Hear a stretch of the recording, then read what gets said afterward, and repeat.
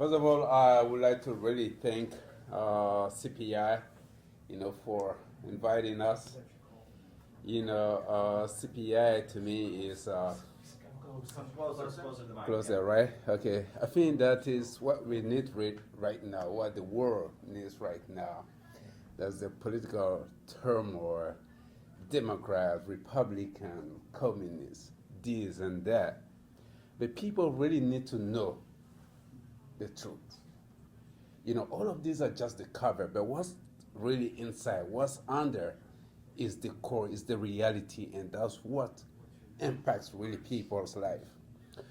So, of course, I'm from the Unification Church.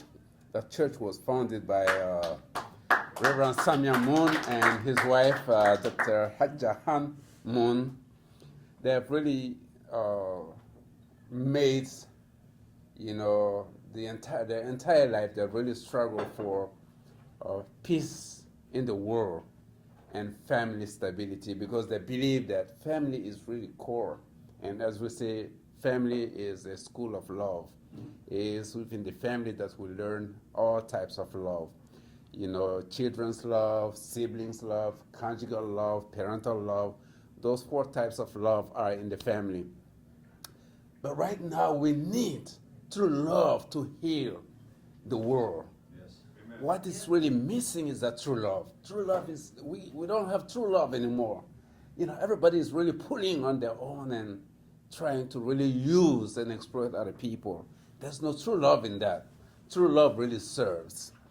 So, of course, these founders have really spent their entire life fighting for that, bringing people's awareness, to the core, the essence of what we call God in all different religions. That this God, his essence is true love. And this true love needs to be, on earth. And that's what they have really been teaching.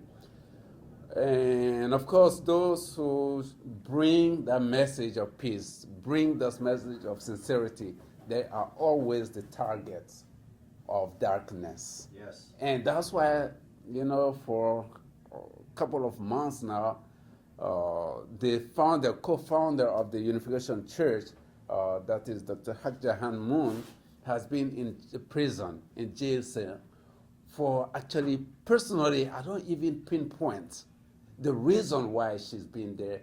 And she's over 83 years old now. Wow. Yeah. Friend in North Korea, too. Right, yeah. Exactly. So I don't know why.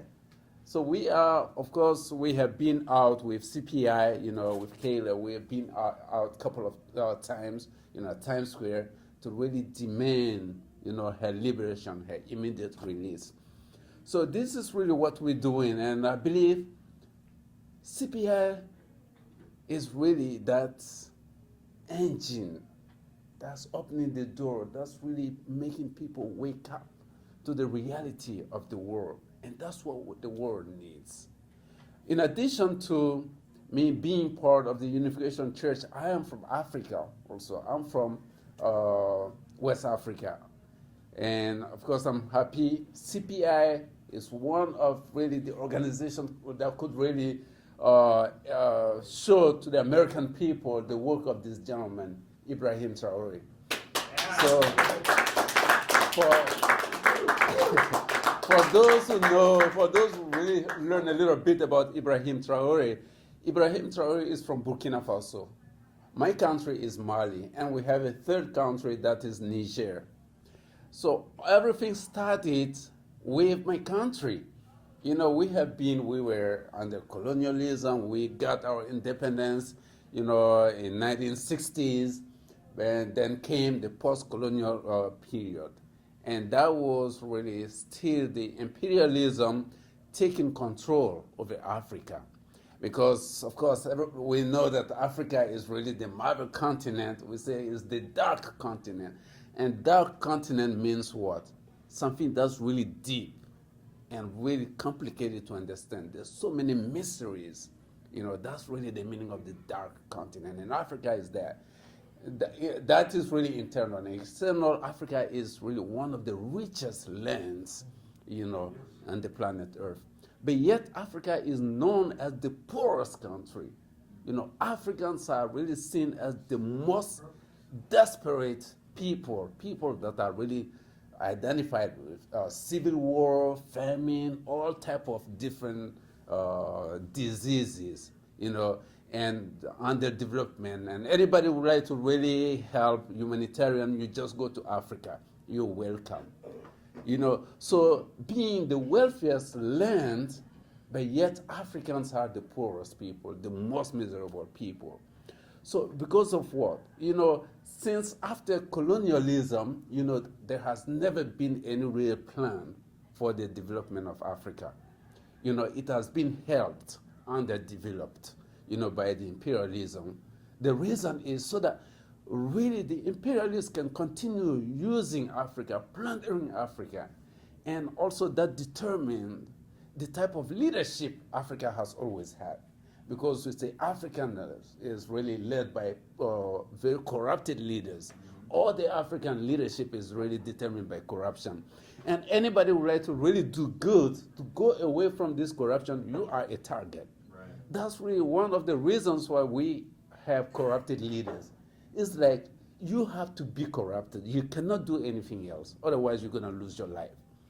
So it has been like that, since colonialism. We have gone through democracy.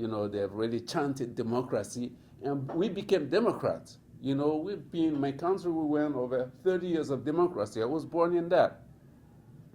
But, this democracy, the sole purpose of democracy in Africa is to have somebody in power that can really sign, contract and everything, so that the imperialists, they can have their grip, on Africa. Right. So it's always been like that.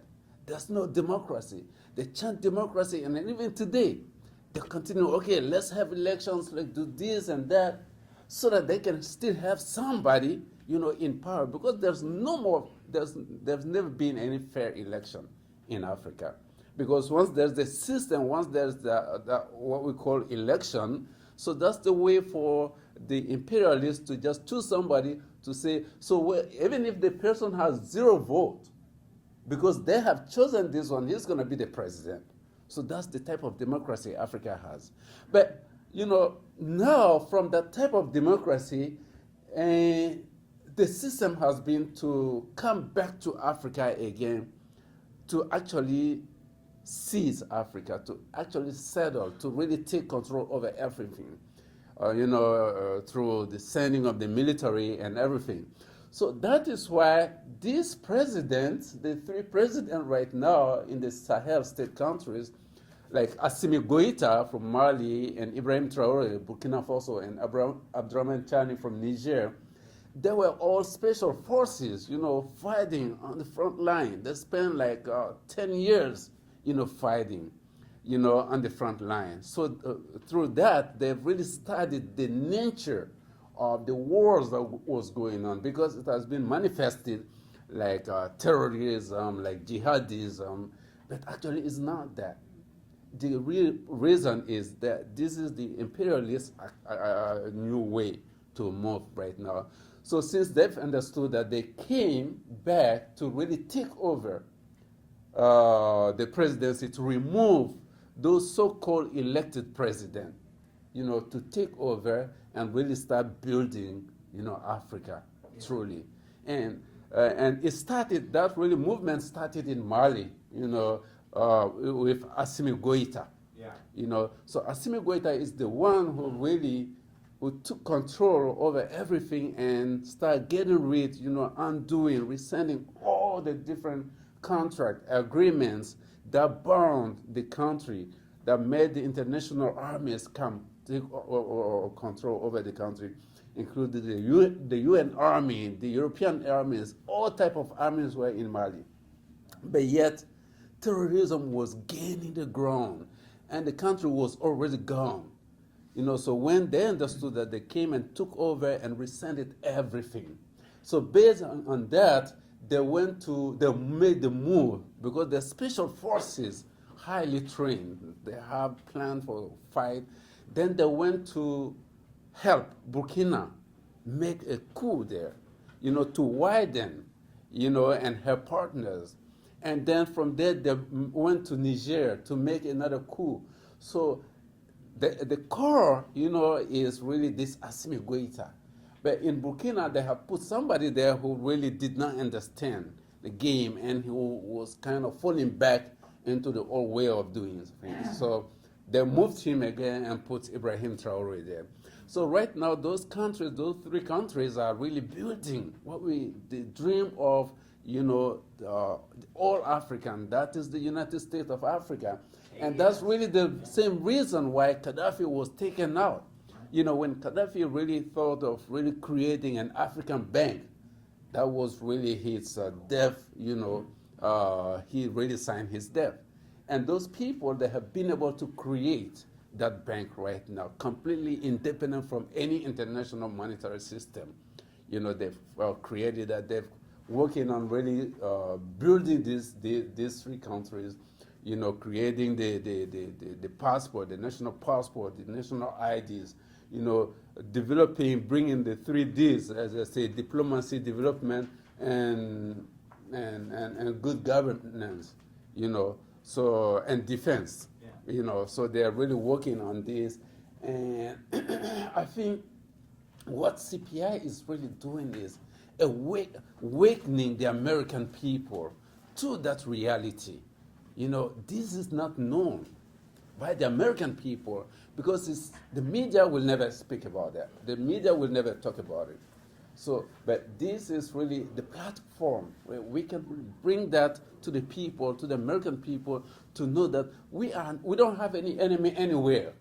But those who are the enemies are those imperialists, those superpowers who really want to keep people down so that they can really have use that, for the gain.